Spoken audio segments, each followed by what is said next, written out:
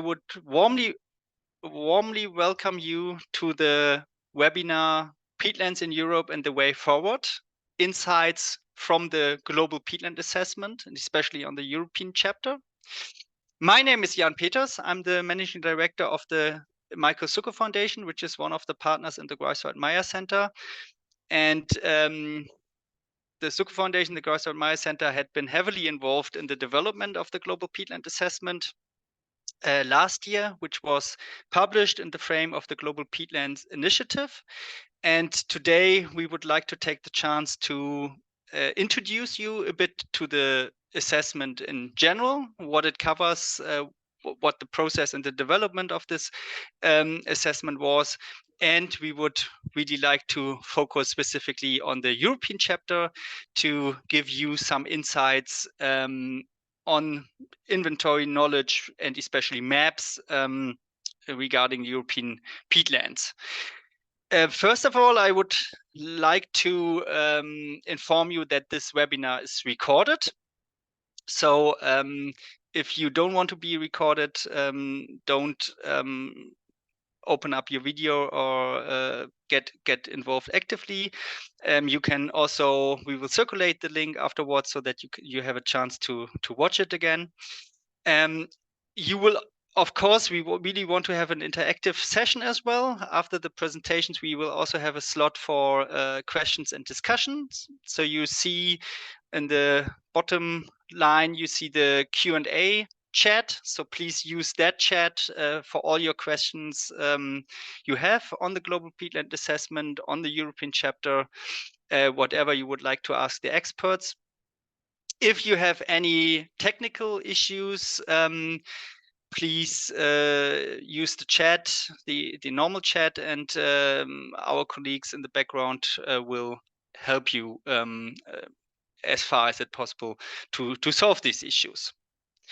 This webinar is organized by a project under the European Climate Initiative of the German Federal Ministry for Economic Affairs and Climate Action, called Building the European Peatlands Initiative, a strong alliance for peatland climate protection in Europe, led by Eurosite and partnered by CEEweb for Biodiversity, the European Landowners Organizations, and also the Michael Succow Foundation partner in the Greifswald Mire Centre. And first of all, we will hear a short introduction into that project as well, so that you understand the framework in which we are operating today before we go more into depth into the chapter. And for this first presentation, I would like to welcome my colleague Marina Szkunca. She is online joining us here, and she will give us some insights into the project, into this EUKI project, building the European Peatlands Initiative. Please, Marina, the floor is yours. Thank you, Jan. You did a really good introduction yourself, so I think I'll be a bit faster than I anticipated. Can you see my screen now? Yes, we see it. Great, thank you.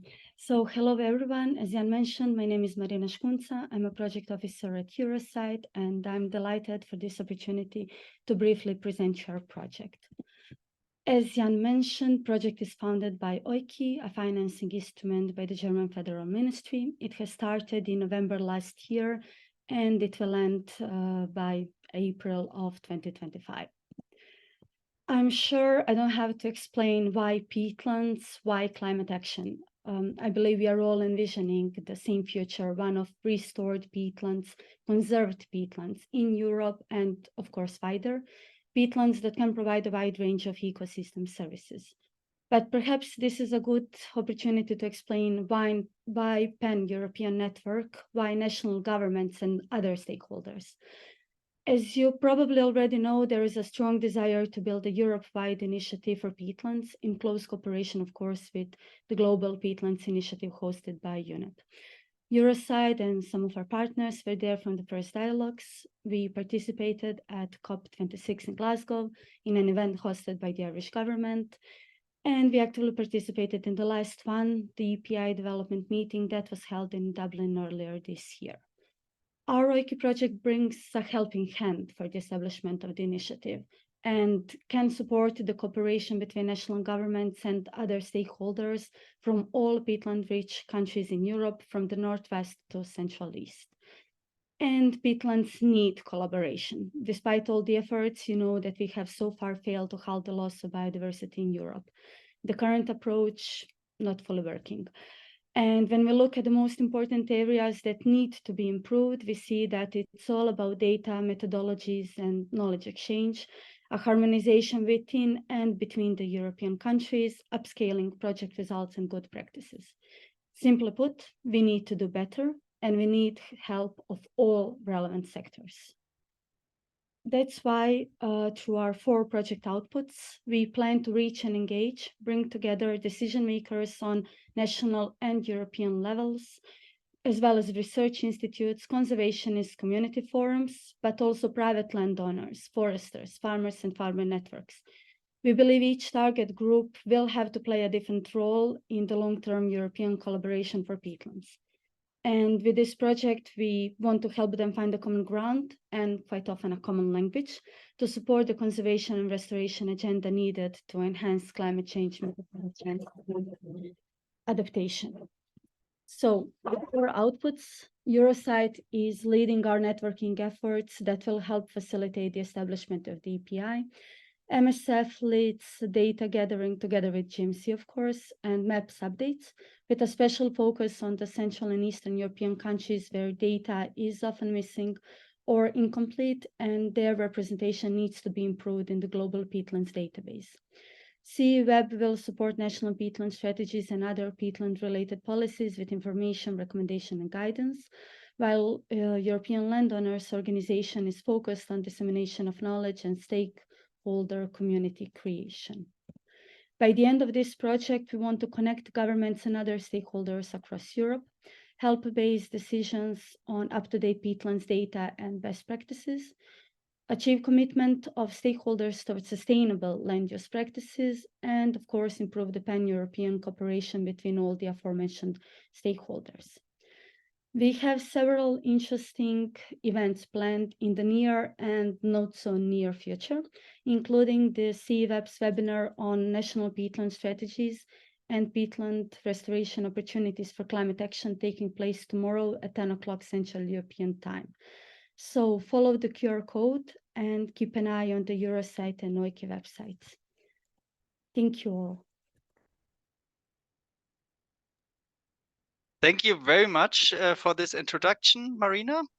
If you have any questions or comments, please put it into the Q&A chat, and we will have the chance later in the discussion to answer these questions.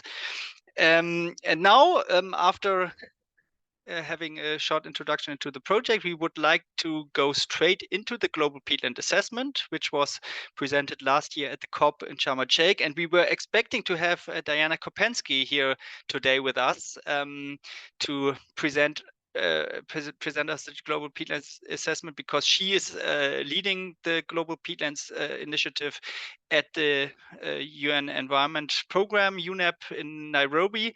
But unfortunately, she cannot be with us today, so that we had to improvise a bit. And our next speaker, who will also then takes us to the regional assessment for Europe, will also give you a short insight into the overarching assessment. So I would really like to welcome Franziska Tanneberger, who is the director of the Greifswald Mire Centre, working at the Greifswald University, and will give us first some insights, some more general insights into the Global Peatland Assessment. Please, Franziska, over to you. Thanks a lot. It's really a pity that we do not have Diana with us today. We had also had some technical problems, but I'm very happy to share some of her slides now. Actually, we presented the Global Peatland Assessment for the first time roughly a year ago in Sharm el-Sheikh at COP27. Yeah, I would like to now briefly introduce you to what this assessment is about before we have a closer look at the chapter about Europe. So, the Global Peatland Assessment is essentially a product of many, many partner organizations in the Global Peatlands Initiative. We see here a large list of logos, actually, of organizations that are part of this initiative, which is growing since several years now. And you can see that it's a big global network, including organizations from states, from countries, but also from a lot of intergovernmental organizations, scientific institutions, more practical-oriented institutions. So it's a broad network now targeting peatland conservation and improving the knowledge base on peatlands on a global scale. A few highlights of the work of the Global Peatlands Initiative. I trust many of you are aware of this global initiative already. There was a Brazzaville Declaration on Congo peatlands. It was involved in the founding of the International Tropical Peatland Centre. There was a resolution about peatlands at the United Nations Environment Assembly for the first time ever, so to speak. And also a few publications already, for example, the Smoke on Water publication.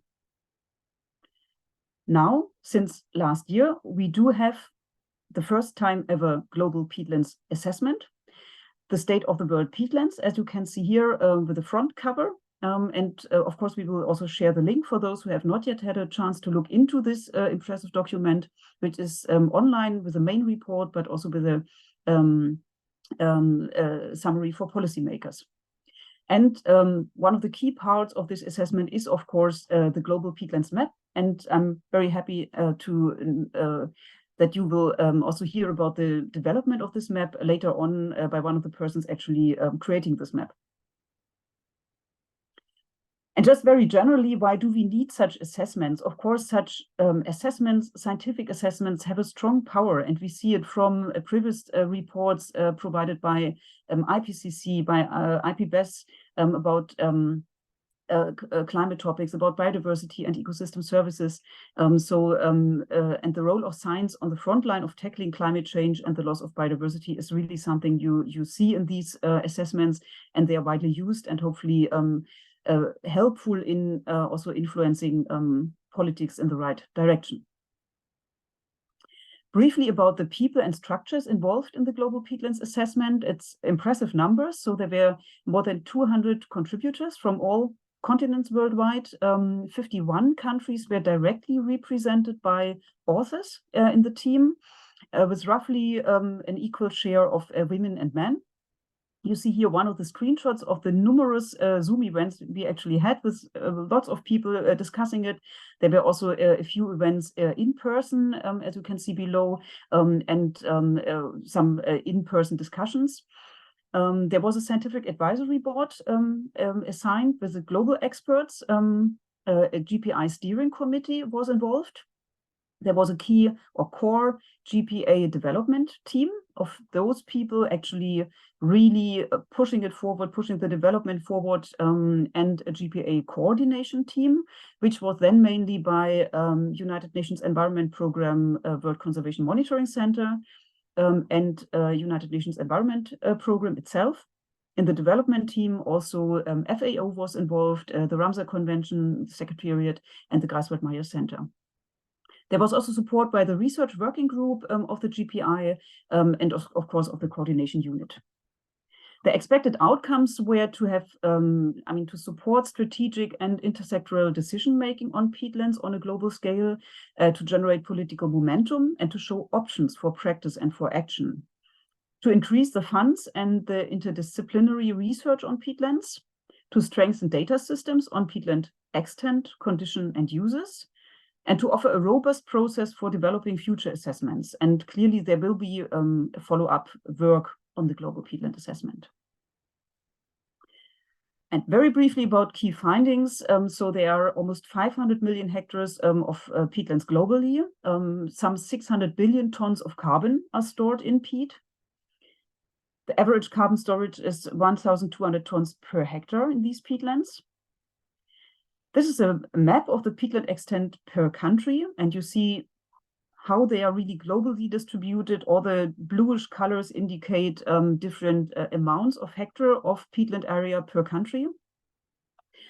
The key countries, just briefly presented here on this list, of course, the Russian Federation with the largest amount of peatland area, 140 million hectares, followed by Canada with 120 million hectares, and the United States, maybe a country you did not really have on your own personal peatland map so far. Brazil then with 26 million hectares, Indonesia 21 million hectares, the DRC, Democratic Republic of Congo, 18 million hectares, the Republic of Congo, and then Finland with 8 million hectares, and Peru. 88% of these global peatlands are still undrained. So this is a big, big treasure we have on our common planet, that these peatlands are still in a good shape, in a healthy shape. 12% are already degraded and losing peat. And this is indicated here for the different continents. You have the degree of drained peatlands in red, and clearly Europe is the country that has most of the drained peatland area in percentages, almost 50%, followed by Asia, and then Oceania, Africa, and the least one in North America. Of course, there's a lot of pressure on peatlands, land use on peatlands. One of the key findings is also that 500,000 hectares of peatlands that are accumulating peat, so we would call them mires, they are actively capturing and storing carbon, are being destroyed by human activities annually. So we are losing a carbon sink in a time when we need it most. The peat loss that is summed up for the planet that is happening right now can consume up to 40% of a 1.5 degree carbon budget if we continue like this, or 12% of a 2 degree carbon budget that's still available for our activities. So what we also experienced from this Global Peatlands Assessment work and from a lot of follow-up processes, collaboration and knowledge exchange is key, and there's quite a lot of things happening. These little pictures here just indicate discussions we had at the first ever Peatland Pavilion at COP26 in Glasgow. There was a very nice small hut built from reed, phragmites, and a lot of people meeting from various countries, continents. So the assessment is also really helpful in bringing together people and in stimulating and catalyzing knowledge exchange. Peatlands matter. The key recommendations of the assessment are to expand the protected area systems to include peatlands in a better way, to phase out harmful operations on peatlands and revet them, to develop and maintain data systems on peatland extent and uses to improve mapping and inform policy planning, and to form fair and transparent governance systems that cross sectors and empower stewardship by indigenous peoples and local communities. Last but not least, to support collaboration and engage in international networks and initiatives. So, very pleased to share with you the information about this assessment. The link is provided on this slide, so it's permanently available on the UNEP website as a key resource. You can download the main report and the summary for policymakers here, also the Global Peatland Map to use in your own work. And as a general invitation, also on behalf of Diana as coordinator of the Global Peatlands Initiative, be part of the solution, contact the UN Environment Programme, contact Diana about it, and also have a look at the common website of the Global Peatlands Initiative. Many thanks. Thank you very much. That was an excellent job in a very short time replacing Diana. I think we got all the information in a perfect way. Also from my side, please get in contact with Diana if you're further interested in the Global Peatland Initiative and also the Global Peatland Assessment. Visit the website, check the report, download the PDF and use it for your convenience. And now we will carry on and move further into the regional chapter. And today we want to concentrate on Europe.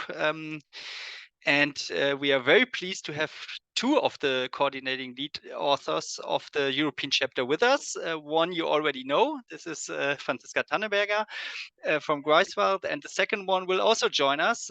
You already see her on the screen, that is Tuula Lamola from the Natural Resource Institute of Finland, Luke, and Franziska and Tuula will give us some insights on the European chapter. Please, Franziska, Tuula, the floor is yours again. Thanks a lot. We have split our presentation. I will start with the first part of this chapter, and then Tula will continue. So I will share my screen again. And first of all, I have to say that this is, in a way, also the first time we present this chapter, this regional assessment for Europe, which was coordinated by 3 persons. So, you know, Tula and me now. The third one was Andrei Zirin. You see him here on a picture. Andrei worked for the Russian Academy of Sciences, and he passed recently. So this is, in a way, also a bit in memoriam Andrei Zirin, who was influential and essential in Russian peatland conservation, peatland science, and we miss him a lot. And yeah, I'm just very happy that he was involved in this process and brought in his knowledge about the vast peatlands of the European part of Russia, because they constitute really the biggest part of the peatlands we have on this continent. So we continue with the first glance at this chapter. So the Global Peatland Assessment is composed of chapters about the different continents. And also for the European continent, a wide range of people was involved. This is a very full slide. You will see it again as part of Tula's presentation. Just to inform you that we had, as in all the other regional chapters, a small group of coordinating lead authors, in this case, Tula, Andrei, and me. And then quite a long list of contributing authors, key peatland scientists, peatland conservationists from the different parts of the region.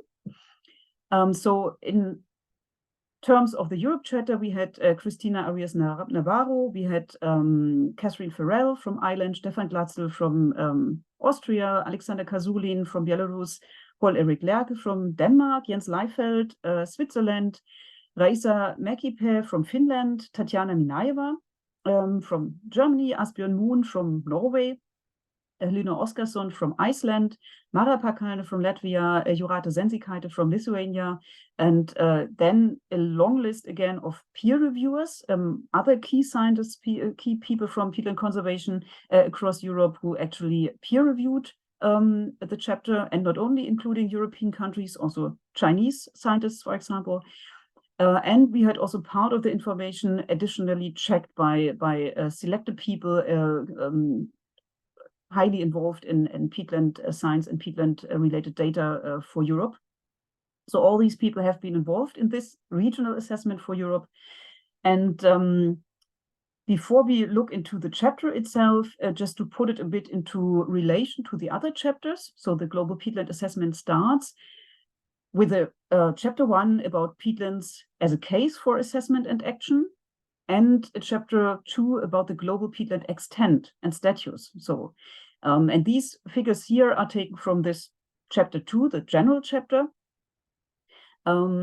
summarizing, for example, the global peatlands distribution in terms of the regions and continents. On top of it, you see that for Europe, it's rather a small part of the global peatland extent.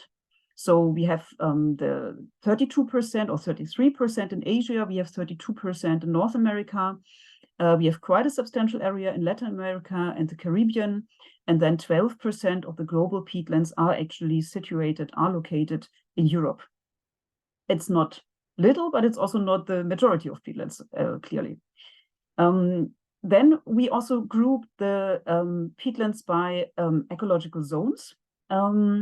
So on the lower part of the slide, you see the global peatlands according to the ecological zones. 57% of the global peatlands are in the boreal region, 21% in the tropical region, and then 11% in the temperate region and 10% in the polar region, 1% in the subtropical region. In this first part of the assessment in the general chapters, we also looked at the drainage status of the global peatlands. And you see here that in Europe, as I mentioned before, it's the highest proportion of drained peatlands, almost 50%. So much more than compared on the other regions in Asia, for example, and in all the other regions listed here.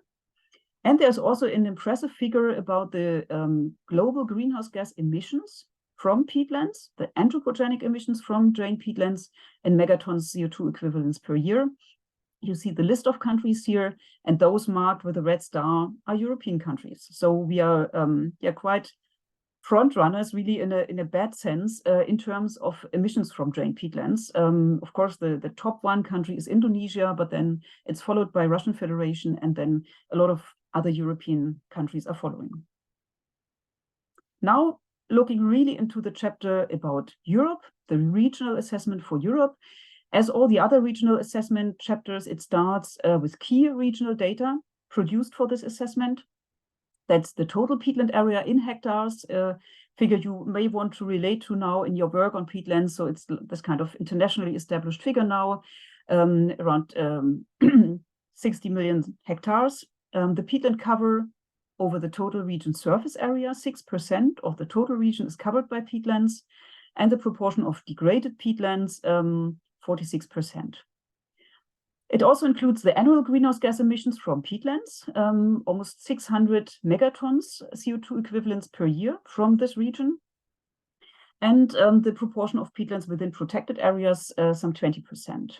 The top 5 countries in terms of peatlands, you guess it already, European Russia running first, then Finland, Sweden, Norway, and Belarus. And there's also data on the total peatland carbon stock, about threatened peatland species, and about Ramsar wetlands of international importance. Now, what we could build on in this European regional assessment was actually the book Mires and Peatlands of Europe, which was published in 2017 after some 25 years of work with more than 130 authors from all European countries. And a key underlying work was really the work on mire regions in Europe, the regionality of mires and peatlands in Europe. This map has been developed by my Norwegian colleague Asbjørn Moen, who was also involved in the regional assessment. And it explains the 10 mire regions that we have in Europe. And the 10 photographs here indicate all the different mire regions. So starting from the north, we have Arctic, sea pitch, and polygon mires in Europe. We have Palsar mires, northern fens, Arpa mires in the more northern parts of Europe. We have Atlantic bog region, continental fen and bog region. And then on the right-hand side, more fens, Nemoral submeridional fens. We have a very special mire region actually in Georgia, in the Kolchis mires, indicated on the right-hand side in the middle. And then we have the southern European marsh region with smaller, a lot of coastal peatlands, and the central and southern European mountain compound region with, for example, blanket bogs, as you can see here in Spain. What we also could build on already in the assessment was a work bringing together the mire regions of Europe with actually the degree of and the extent of peatlands in protected areas and outside protected areas, which is indicated here. You see again the mire region map, you see the polygons of our peatlands on the European continent, and then those in red are actually outside protected areas, and those in blue inside protected areas. And what we also discuss in this chapter is actually that being located in a protected area does not mean for a peatland that it is actually sufficiently protected. In the assessment, we also brought together the European mire regions and the FAO ecological zones. This is a map produced newly for this assessment. And we also looked at the European peatlands grouped into these zones. So 50% of our European peatlands are actually in the boreal region, 35% in the temperate region, 12% in the polar region. And of course, we have a very nice map of peatland distribution. And my colleague Cosima will talk a bit more about how these maps were developed. You can see it on the right-hand side. It's stratified by areas dominated by peat, dominated by shallow peat, which is especially widespread in European Russia, and peat in a soil mosaic. And it also indicates the continuous permafrost zone. We have figures on the distribution of peatlands by country. You see it on the left-hand side. Again, the largest countries, 35% of European peatlands located in European Russia, followed by Finland, Sweden, Norway, and Belarus, but then also a range of other countries following the smaller extent. We have some information about the largest peatland in Europe, situated in the Republic of Komi with 178,000 hectares size. We also provide some information about the smallest peatlands in Europe. They are located in the highlands and steppe zones, and they cover only a few square meters. And the deepest peatland, which is actually the Philippi peatland in Greece, with up to 190 meters depth. In another chapter, we look a bit, at least, at biodiversity and diversity of species, of habitats, and also their status in Europe. For example, with this figure, that's here mainly focused on European Union data. Generally, 17.5% of Europe's Mire regions, less than 17% of peatlands are inside protected areas. We provide some figures from the European Red List of habitats. There are 13 open mire habitats included, 3 endangered and 1 critically endangered, and also from the IUCN Red List of species.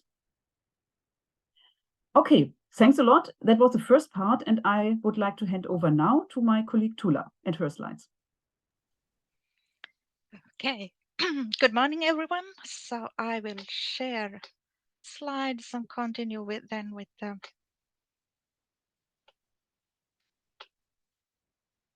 let's see.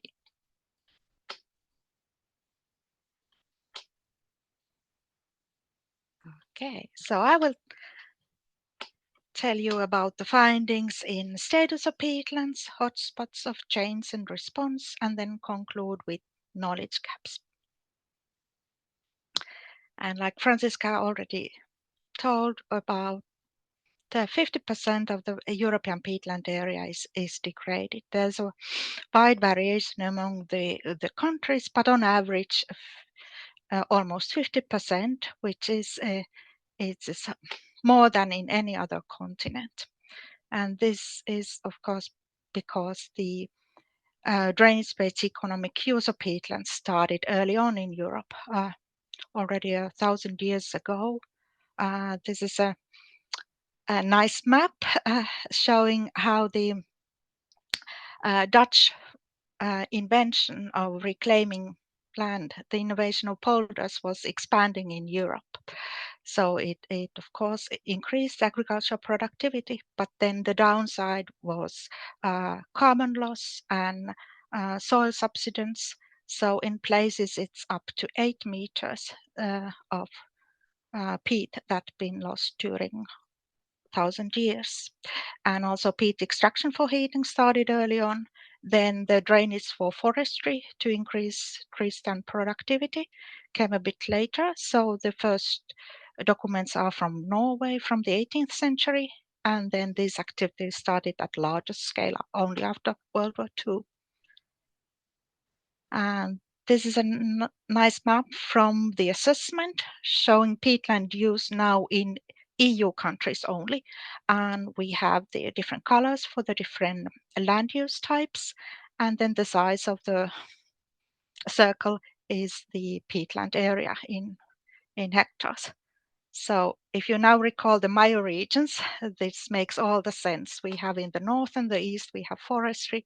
That's where the pine fens, pine bogs, swamps have been common. And then in the Central European lowlands, in that fen region, agriculture is the most prominent land use. And then another point from this graph is also that within EU, it's Sweden and Finland that contribute to half of the peatland area that we have. So if we now then zoom out to all of Europe, not just EU, then we are the second largest greenhouse gas emitter from drained peatlands, so second after Asia. And of course, because of the long history, we are the highest in cumulative terms. And this creates a huge potential for mitigation of greenhouse gases. So land use, peatland use and restoration are cost-efficient solutions compared to any technical solutions to carbon sequestration. And the diagram here shows comparison of potential greenhouse gas reductions that can be reached with revetting. So if we compare annual crop on peat to paludiculture revetted emergent crops, then the paludiculture is reducing 40–50% of the emissions. If you grow sphagnum, then you are reaching emission levels that are comparable to restoration or even to pristine mires. So there's a large potential here, but on top of that, we do need global emission reduction to halt biodiversity loss. And this is because the vast majority of undrained peatlands are not pristine. So if we go back to the map, we can see that in the northern regions, in the Upper Mire region, actually a large part of the peatlands are undrained, yet they are suffering from the disturbance in hydrology, and in the higher latitudes it's also a warmer, drier climate. So the climate change is and the temperatures are rising at a faster rate in the north compared to mid-latitudes. And so this causes fens to transition to bogs, which might sound nice that the bog zone is moving northward and it's accumulating more peat than fens, but then the upper mires and their species have no way to escape. They can't go further north. And even more striking is this, that the permafrost peatlands in Europe are close to or may have already passed the climatic tipping point. So just in less than 2 decades, the climate will become unsuitable for peat permafrost. So that this calls for action really in emission reduction. It's not just regional land use changes that can help to save permafrost. So in all, the current uses and extent and proportion of peatlands differ strongly, and it also highlights the different potential for greenhouse gas mitigation, for restoring biodiversity, and what incentives or compensations can be applied. So in our assessment, we took the approach that we are presenting policies for the 5 most peatland-rich countries, then also for 5 countries that have ambitious approaches. And then on top of that, we have an annex where we collected targets and implementation actions from 17 countries as they were in August 2022. But of course, lots is happening right now. And then we are also introducing 2 country cases. This is Ireland and Finland. And these are countries that have high share of peatlands. So Ireland has about 20% of peatlands of the land area, Finland about 30%. So it's very critical to have collaboration and just transition to reach the targets in these countries. And now moving on to the identified knowledge gaps. So there's still room for improvement in peatland mapping. Many countries are still underestimating their peatland area. Then there are major gaps in biodiversity assessments, especially for invertebrates, fungi and microbes, and also gaps in peatland hydrology and how it's integrated to basin hydrology, and status of peat deposits. So all these aspects are very critical to functioning peatlands. Then I also want to highlight the highland peatlands that are often overlooked in these classifications or strategies. And the map here shows the highland peatlands. So it's the blue and then the green color. And then lastly, it's the peatland ecosystem services as part of natural capital accounting. So almost all countries are now inventorying peatlands as part of ecosystem services, but the evaluation of this ecosystem services, it's quite rare. And then the development of mechanisms for payments of ecosystem services is only starting. And yes, I would like to acknowledge again all the people that contributed to the European chapter in the Global Peatland Assessment. Thank you. Thank you very much, Tula and Franziska, for this very, very interesting insights into the European chapter of the Global Peatland Assessment. Please feel free, all the participants, put your questions, also comments into the Q&A chat. Some of them will be answered in written, just on the go. Others we will take up then later in the discussion part, where we will try to answer all of them. And we already saw a lot of wonderful maps from the Global Peatland Assessment and focusing on Europe, but we also have a global peatland map in there. And that was produced mostly from the colleagues from the Global Peatland database here in the Greifswald Mire Centre. Originally, we wanted to have Alexander Barthelmes with us, who is leading the Global Peatland database at Greifswald University, but unfortunately she got sick. And but we have a wonderful replacement, which is Cosima Tegetmeier, who is already with us. You can already see her screen sharing, and she will present us and gives us some insights on the Global Peatland Map 2.0 and what is all behind it. So Cosima, over to you. Yeah, thank you. As Jan already said, I'm working very closely together with Alexandra, and I will do my best to present what we have done for the Global Peatland Assessment. I will start with the global map. You have already seen it. As we compiled it during the assessment with the help of a lot of the authors who provided data and information to improve the map as the best possible stage. We now also wrote a scientific publication so that this will be provided. It is already submitted, and you can also download the GeoTIFF file from the data of the global map from the GMC website. Please look for it within the Global Peatland database chapter of the website. What is it about?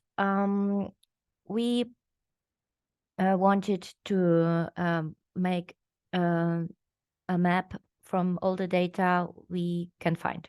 So we want to present all the data from peatlands, organic soils on a global scale. And we collected therefore a lot of data which were available from all the countries, from all regions. And we also tried to fill in gaps where no spatial data were available until now, and also where maybe only data were provided on paper or something else, so no GIS data so far. Yes, we want to do it as correct and as specific as possible, and to really show where the peatlands are on a global scale. And as I already said, in a lot of countries there are still gaps in spatial data, and and we will still going on improving this map. We already collected a lot of more data. So here you can, for example, see for Madagascar, there were no spatial data available, but then we just tried to produce some with remote sensing, with scanning old data from archives, from old maps, and putting all this information together. Yeah, what do we mean by globally? It's just, we mean just everywhere. So we are not looking on a global scale and then stop looking when it becomes too specific. No, we are covering all scales and we are happy for all data which we get. And as for example, we also want to know where are the very tiny and small peatlands in the mountains or in other ecosystems.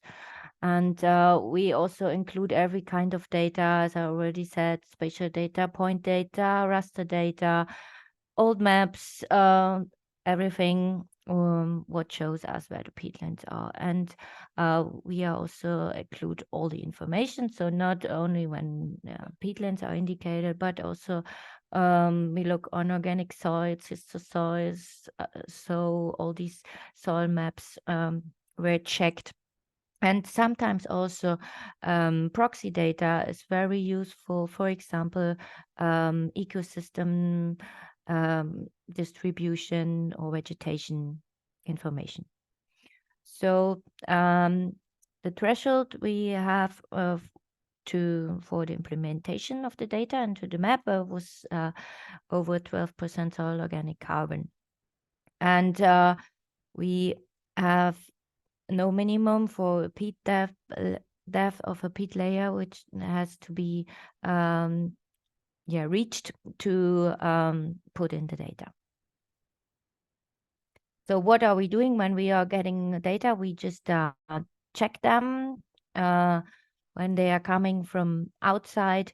We are looking if this is kind of data which is not too coarse, or if it's kind of reasonable, and then we put in the data to the collection of the map. When sometimes external data are not not really handy to put in, sometimes projections are a little bit squared, or the data are very coarse, or really not so really indicative. We try to modify the data, or sometimes we also have to exclude something because it's just not really reasonable that data. So, and then when we put in all this data, what is the biggest part of the map? And then we see when we do have gaps, then we see what we can do there. For example, we just look if we find other data from old mapping, old soil maps, from archives.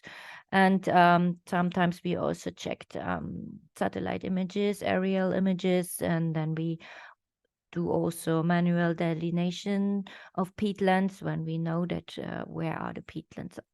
And also remote sensing is a very good tool, especially for natural peatlands, which are not disturbed and where there's no land use on it. And yes, we do also satellite image classification. And this goes then all into the map, and then we have the result, hopefully, after that. So this graph you have already seen, and from all these data we collected, or the spatial data, we then can do statistics and show what is the state of in a global frame. And then we compare the data from the map also with other information from literature, from our library, a peatland library, which we have at the GMC, for example. And we compare this to have to check if it's reasonable and if it's really good represented. And then we compile together all this information.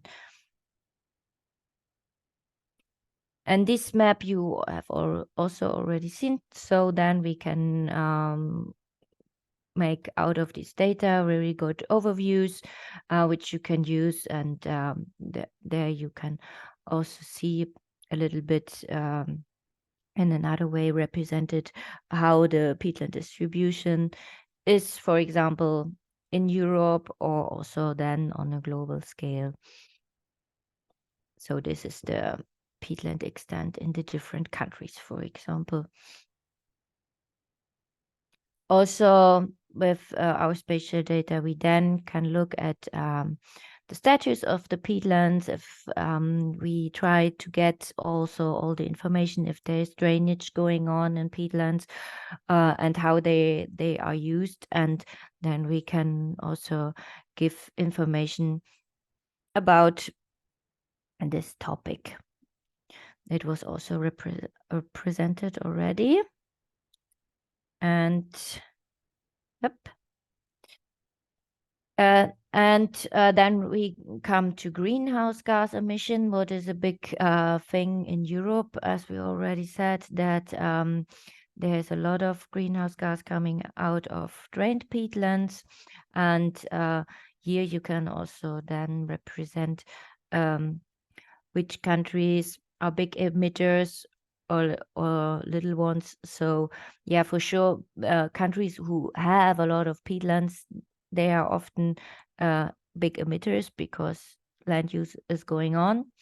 But this is not always so clear, especially then when you go to the global scale. Yes, I will jump this because we have already seen it to show you something else. Also, this map, we have already seen the connection between peatlands and the permafrost and which problems coming out of that with the global change, climate change. Yes, and also Tula highlighted the importance of small altitude peatlands, which are very special in their ecology and also very special in their ecosystem services. So this is always hard to represent on a global or on a continental map. And yes, we wanted to highlight these tiny ones because yeah, you can hardly see them, but they're really also fancy ecosystems, and in the mass they also are important emitters when destroyed or not. So, and this was also the problem, just to highlight problems or issues about these maps on this global scale when you sometimes have these really tiny areas of peatlands. And so we developed the hotspot maps, and this is just a method to show what is going on the peatlands on a global scale. And here you make an overlay of the peatland layer and thematic data set from another global scale. So here, for example, we see global land use, and then you connect these two maps together, and what is coming out, you can see that, for example, here we have highlighted areas where cropland is on peatlands is very intense, so is very often in the area. So you can see that, for example, in Indonesia, croplands, land use, cropland on peatland is a big issue. Not so much in South America, and this is sometimes very hard to see when you only have the two maps, land use and peatlands, and put this together in your brain only. So this is what we developed to highlight these things. And then we have some examples for that. So when you go just a little bit closer to Europe, then you can see that a lot of cropland and agriculture is going on in northwest Germany, in the UK, and also in West Russia. So then we did, with this hotspot maps, we want now go a little bit further out from the Global Peatland Assessment to make a kind of hotspot atlas where we have these hotspot maps and provide then a little bit more information about a specific topic. And here you can see how it will look like. This is also a joint production with UNEP and the Greifswald Mire Centre. And this is how we want to have it ready at the end of the year. So here are some examples how this may look like, and where you can get more information from. So this is again an example from Europe. So there we connected the information about degradation, the different regions, and where the peatlands are distributed together, and the Mire regions. Yes. This was just a short insight how we work for the Global Peatland Assessment. And it's just I didn't do it alone, and it was a team. And yes, thanks a lot again to all the authors of the Global Peatland Assessment who helped us with data and compiling the new map. Thank you. Great, thank you, Cosima. That was an excellent insight into the Global Peatland Map and also the Global Peatland Assessment. And I especially like the teaser on the Peatland Atlas, as I haven't seen that as well. So it looks wonderful and a great tool for further spreading the information and getting more attention also on the peatland issue. And thanks for jumping in on such a short notice this morning to give us this excellent presentation. We have a little bit of time for question and answers and also for discussion right now. And I would actually like to start with the more technical questions here, which are also are regarding the mapping, the data availability, and then afterwards, I would like to come to a more open discussion. What will be the future and how we can use this peatland atlas, this global peatland assessment and European chapter for peatland related purposes. First of all, there's a question on the data from the chat from Neil O'Brien from Ireland. Cosima, maybe you can say some words. Is that data from the Global Peatland Assessment, also from the database, is that open access, or how can it be used also for science?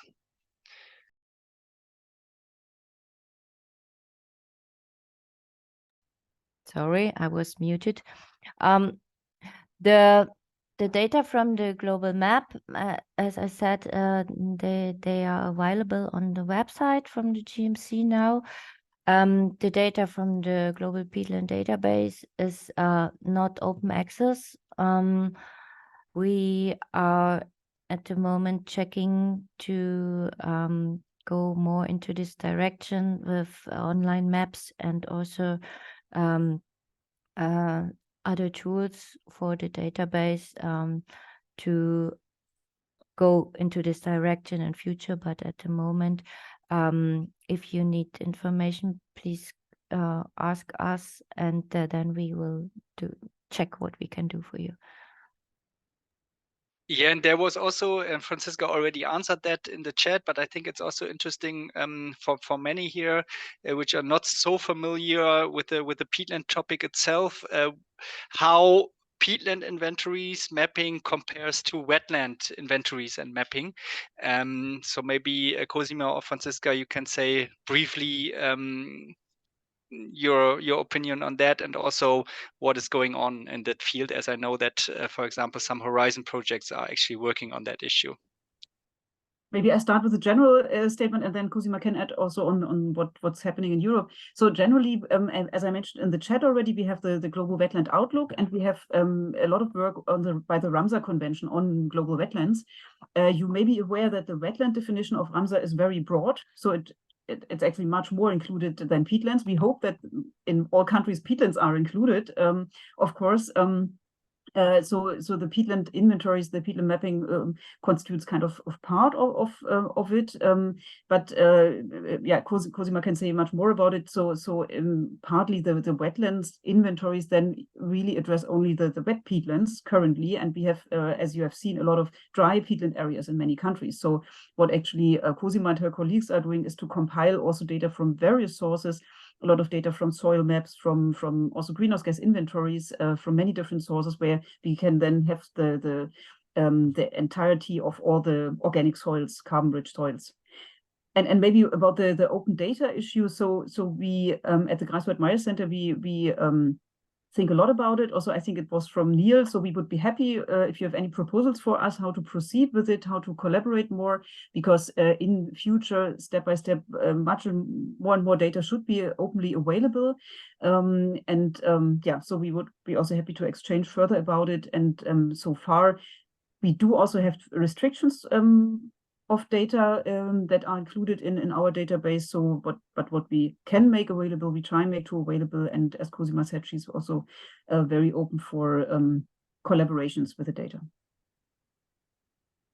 And maybe you can add something about the Wet Horizons and the different Horizon projects. Yeah, so currently there are some Horizon projects are running also on our institute, and we are just right now compiling wetland data together also with peatland data. And yeah, as Franziska already said, it's a really broad definition. We are struggling a lot with it because it's just kind of everything, and then you are again coming up with the problem to harmonize data from different countries, where also this broad definition is just understand differently. But yeah, we are now going into this direction to have peatland data, then wetland data, so wetlands on mineral soil, which is the main focus is on floodplains, and on coastal wetlands. And these are the three big groups we just now are trying to get the grip of somehow. And yeah, and then it's also the problem what is going to happen with dry peatlands. Then we have to include this, but then we also need good information about it. So this is difficult, but I think we are on a good way, because there are a lot of information just around, and you just have to put it in good categories and then put it together. And yeah, there are a lot of information in the different countries, but not harmonized on a European scale at the moment. Yeah, thank you very much, Cosima and Franziska, for answering this question. There's one more technical question, which I would like to quote to you. You mentioned already in your presentation, Cosima, that it is important also to map these small and shallow peatlands, especially in the mountains, to get the full picture. But some of them don't meet the 30 centimeter peat thickness layer. So how do you deal with that in your map and inventory approaches? Yeah, this 30 centimeters topic is not only relevant in the mountains and small peatlands. So it's also a lot of found in other areas, but we have a really how do you say it? So we want to include everything because in the first step, because we know that also shallow peatlands, there's a lot of carbon in it, and when it's drained, there's a lot of greenhouse gas coming out of it. Also, when it's not the 30 centimeters, so it is also an issue in the whole topic. So we are just following the strategy to go in with all, and then when you get better information, then you can go for differentiation. But when you want to have the picture of the whole thing and just to highlight where, please have attention on these areas, there might be a potential of emissions. So that's why we are just in the first step collect all, and when you just have a closer look to some regional or local areas, then you can differentiate again and go further with with your thinking, if you're excluding or not excluding, but we take it all.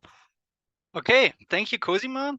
I don't see any technical questions anymore in the chat, and I also would love to go more into the discussion how we can actually use this global peatland assessment here in Europe, how we can use the information and data we have. And there's a actually perfect opener by Nerijos Sapletskis from Lithuania, who actually put this question in the chat.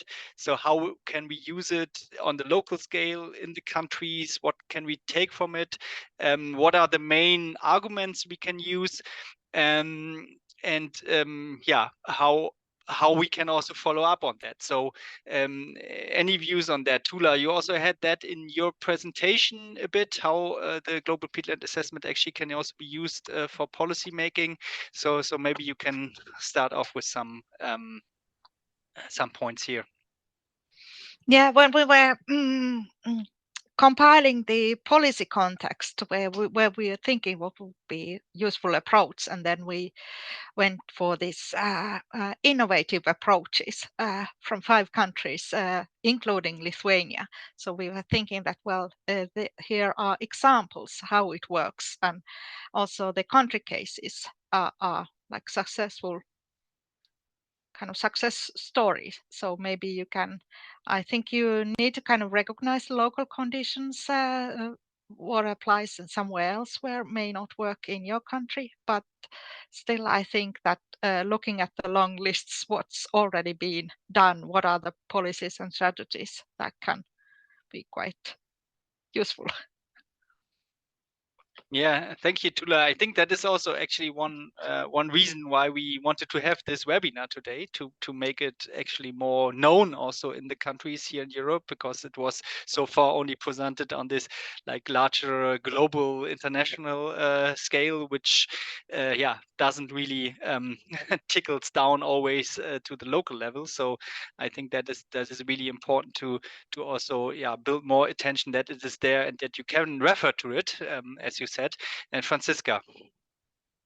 Yeah, you can also think about it in a positive way, in a way to say, okay, with this assessment, we can really show that we are doing very bad here in Europe. We have drained most of the peatlands on a global scale. We contribute a lot of emissions. And what the assessment also entails is information on the revetting speed in some other parts of the world. And you may know that Indonesia is rather fast in revetting their peatlands. So try to make it into a positive message that on the one hand side, we have really to do our homework on this continent with regard to peatlands. We can learn from experience from other continents as well. And we should, carry on and speed up. Yeah, one of the questions I also see here in the chat is actually,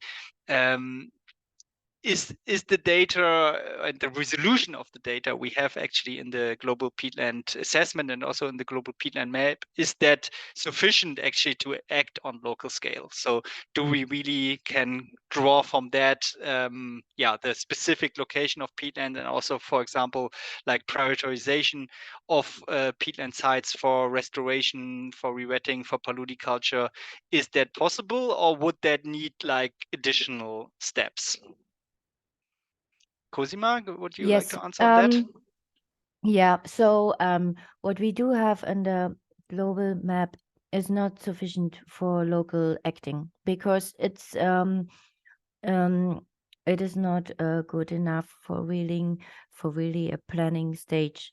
So as I already said, we can grab really good the kind of areas where the peatlands are distributed, but when you are going to planning phase, you really have to go into the field and look for the borders again, because this is not possible on the scale to really have it exact.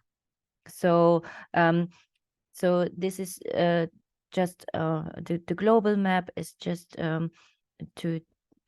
just really to highlight the areas. Please pay attention there, and please, if there's something going on there, please check if there's peatland and how big is it, where are the borders, and what is the landscape around it, what is the effect of the peatland in the landscape, and how it is connected to the local water household and everything. And this is the questions we want to answer with this map, not planning on local scale.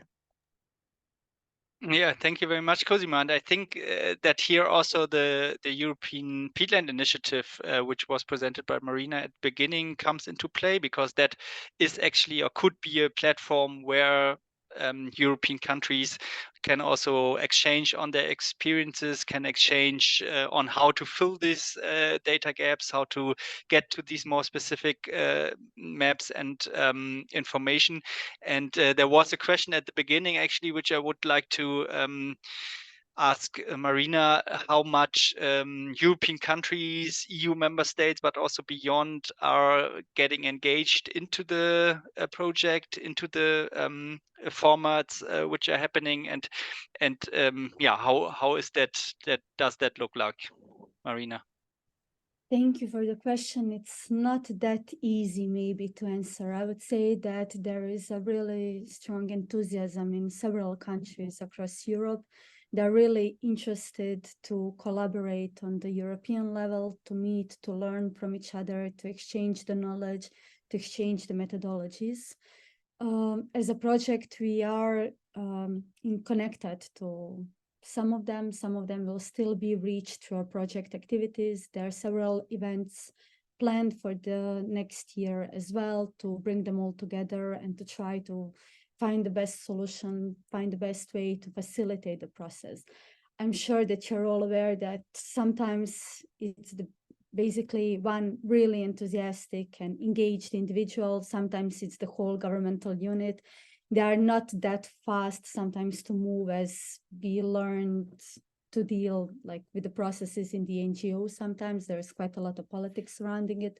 There's quite a lot of issues on the national scale, or at least quite a lot of initiatives and programs on the national scales as well. So we are collaborating with the governments. We are collaborating also with the colleagues from Becks & Company, who supported the process in Irish government in the previous years.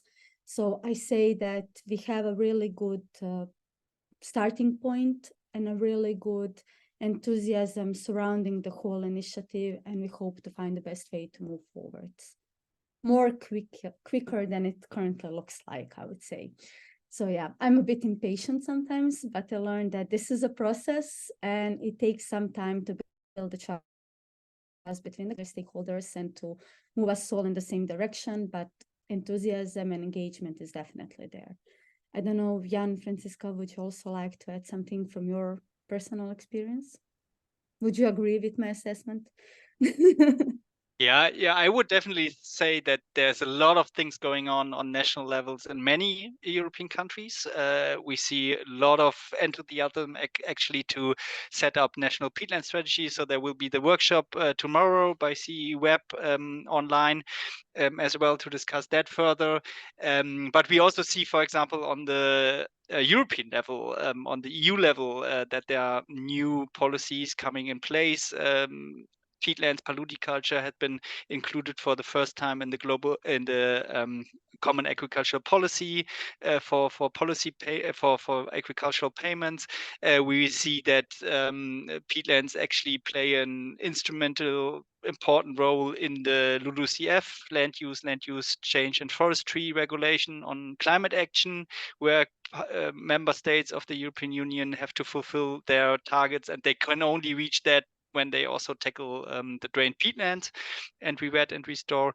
And of course, you probably have seen that in the news last week, the nature restoration law, in which the trilogue between the Parliament, the Council, and the Commission, the articles also on agricultural use peatlands came in again into the final text, which still needs to be agreed upon by the co-legislators, but it is in. So there are peatland targets, and they need to be then, of course, also taken up in national restoration plans.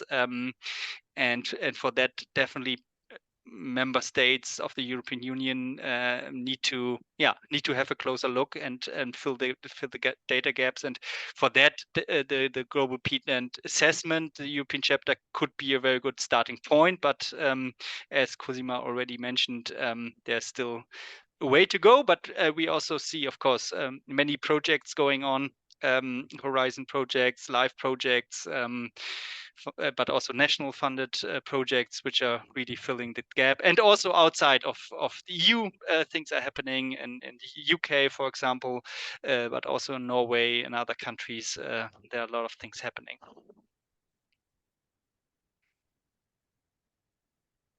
Anything to add here? Not from my side, I would say.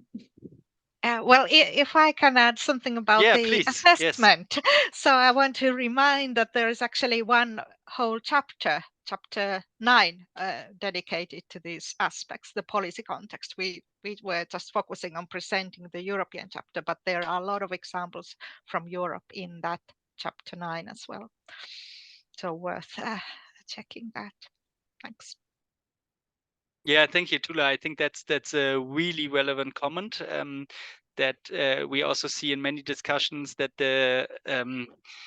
the issue and the views stay very much on the local and the national level, but actually the topic is much broader. It's a Europe-wide but also worldwide topic, and actually there are a lot of learnings also from other regions, like for what is happening in Indonesia, what is happening in the Congos, what is happening in South America.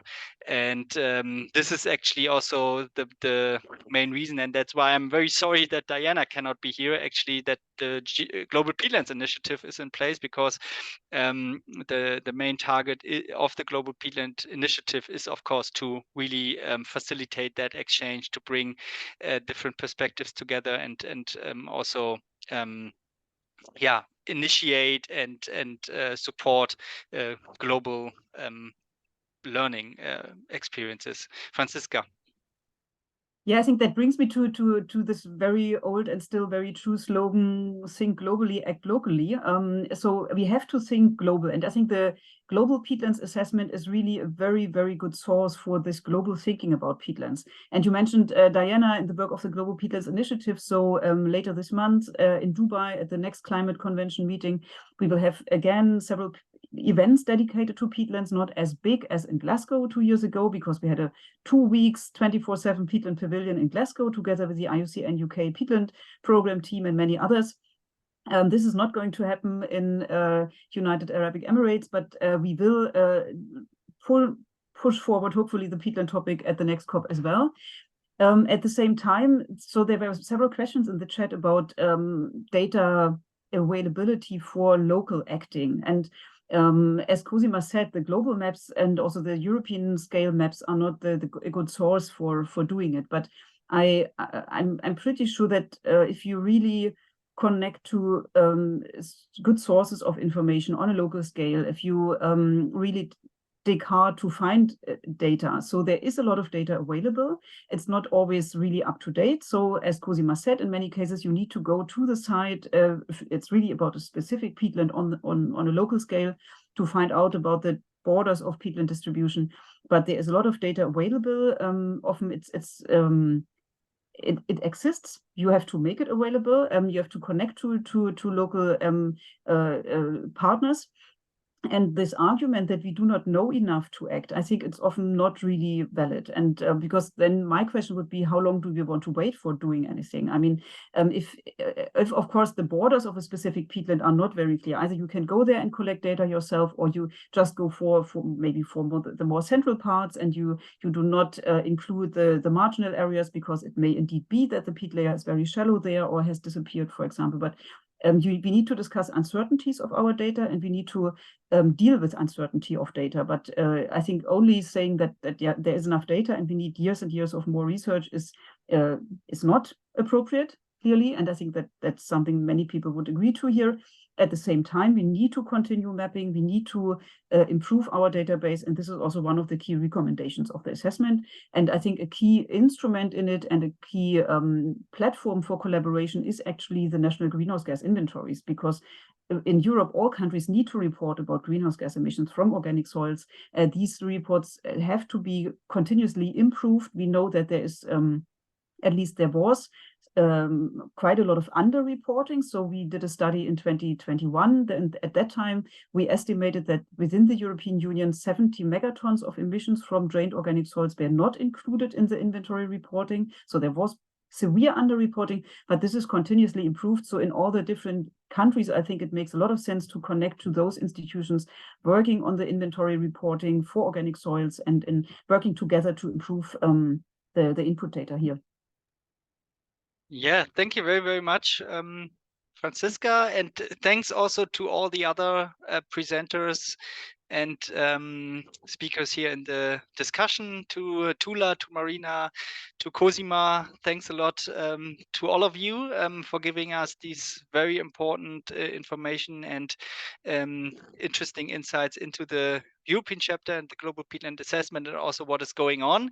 And I think that is a perfect bridge to our next and last speaker, which is my colleague Moritz Kaiser, who is coordinating the EUKI European Peatlands Initiative project at the Michael Succow Foundation and Greifswald Mire Centre.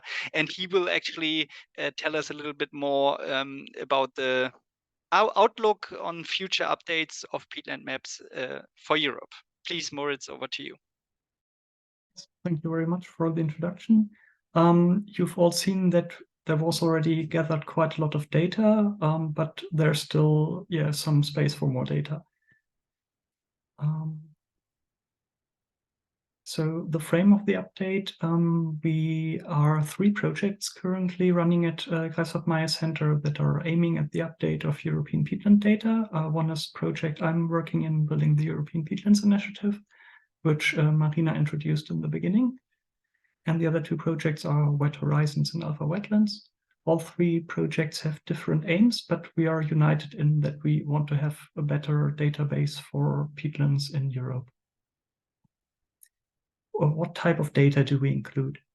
So first, we try to gather data on vegetation that is connected to peatlands. For some countries, we have ecosystem-based map. For some countries, we have, or for most countries, at least in the European Union, we have the Natura 2000 habitats. But we have also very special data for some regions, like where the salt marshes are, where the wet elder forests are. And for some countries, we have data on potential natural vegetation. Of course, we gather data on soil, especially important are histosoils. We also try to gather data on soil carbon stock and soil drainage status. And as most of you know, in different countries, there are many different soil classification systems. So histosoils are not always the way to go, but we need to dive into the local or national systems to find out which data is suitable for peatlands. Of course, we gather, if available, we really love to have data on wetlands and peatlands themselves. In the case of peatlands, we try to also include data on what is a fen, what is a bog in that region. We try to gather data on the peat thickness, but also former peat extraction sites or even current peat extraction sites. And in the example map on the right, you see data from Estonia, and you see wetlands in yellow and peatlands in gray. And you see that actually almost all wetlands are peatlands, so they are mires. Additionally, we try to collect data on watercourses, on drainage, on ditches and polders, but also data on historic landscape and elevation. Again, the example from Estonia, in blue you see ditches and channels, and that explains why some peatlands are wetlands at the same time and some are not. Okay, here's another example from Germany. In blue you see the publication by Greifswald Mire Centre on organic soils. In green you see a new publication by the Thünen Institute. That is also the national reporting body for the greenhouse gas emissions from soils. And in pink, you see the overlap of both data sets. So that is quite a lot of overlap, but there are also a few areas that are either in one data set or in the other. So we also need to go into details and check what we are going to include for the European database. Here you see countries of Europe. In blue, we have marked the countries where we already have new data on peatland distribution. We have checked more than 400 data sets from different sources, for example, national authorities, but also regional authorities, research institutes, European Environmental Agency, and some more. And we want to focus with the update on especially countries in Central and Southeastern Europe, but also Iberian Peninsula and a bit more in Fennoscandia. What obstacles do we face? So the data differs really strongly from country to country, sometimes even from region to region. The quality differs, the underlying definitions differ. So sometimes we have either a mire, which is more an ecological approach, or we have a peatland, which is more a pedological one. Country definitions differ what a peatland is. Some data costs money, and also the correction of geometries is difficult sometimes. So here's an example with old data from Slovakia. In blue, you see histosalts. In pink, you see peat forming potential natural vegetation. And in red, you see wetlands. And there's one place where everything overlaps, but otherwise we have to find out what is going on there. So you've seen which data we already have for which countries. And the aim is to have as much blue as possible in 2024, so next year. And hints on data are very welcome. Thank you very much. Thank you very much, Moritz, for this final presentation of today's workshop. I think it gave a very good outlook that we are actually not at the end, but just in the beginning, and a lot of things to do, and we need definitely joint efforts to really fill these data gaps and yeah, to also fulfill the policy needs we discussed in this webinar. And as Moritz said, please get in contact with us, get in contact with Moritz if you have further interesting data, if you have more ideas, if you have needs to get in contact with us. We are very welcome. And I would really like also to thank Moritz, not only for giving this presentation, but also for organizing this webinar today, to bringing all these interesting speakers and content together for today. So thank you very much on that. And it's almost 11:30, so we are very well on time. I once again thank all the speakers of today, and of course also all of you, all the audience listening in today, asking questions, giving comments. I think that was a very valuable exchange. If you want to dive further into that, also on the policy side, you're warmly invited to tomorrow's webinar on the national peatland strategies and restoration opportunities for climate action, which is organized by our project partner CEEweb. So you can still register for that following that link. And afterwards, after today, we will send you the link for the recording so that you can watch again if you're interested, and we'll also follow up with further information on the project, on the Global Peatland Assessment, so that you stay tuned on what is happening. With that, I would really like to close this webinar for today. Thanks everyone involved again, and I wish you a very nice rest of the day and rest of the week, and hope to see you tomorrow or see you soon, also in the real world maybe. Thank you. All the best. Bye bye.